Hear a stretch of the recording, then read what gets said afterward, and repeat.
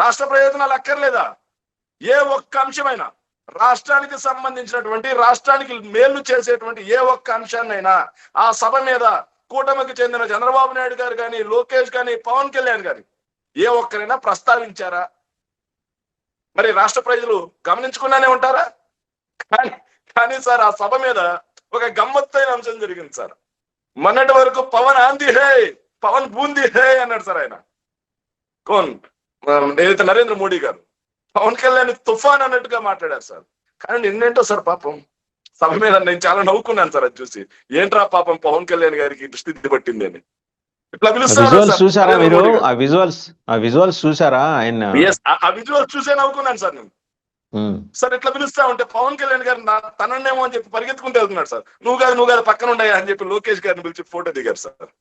నాకు వెంటనే ఒకటి గుర్తొచ్చింది సార్, భస్మాసుర హస్తం అనేది గుర్తొచ్చింది సార్. ఏదైతే నరేంద్ర మోడీ గారు పైన చేయేశారు అంటే మరో ఏకనాథ్ షిండే, నరేంద్ర మోడీ గారు పైన చేయేశారంటే ఇక భస్మమే సార్. సో అది గుర్తొచ్చింది. పాపం పవన్ కళ్యాణ్ గారిని ఎన్నాళ్ళు ఆంధీ హై బూందీ హై అన్నారు, ఈ రోజు సైడ్ హటో హై అన్నారు సార్, సైడ్ జావో హై అన్నారు.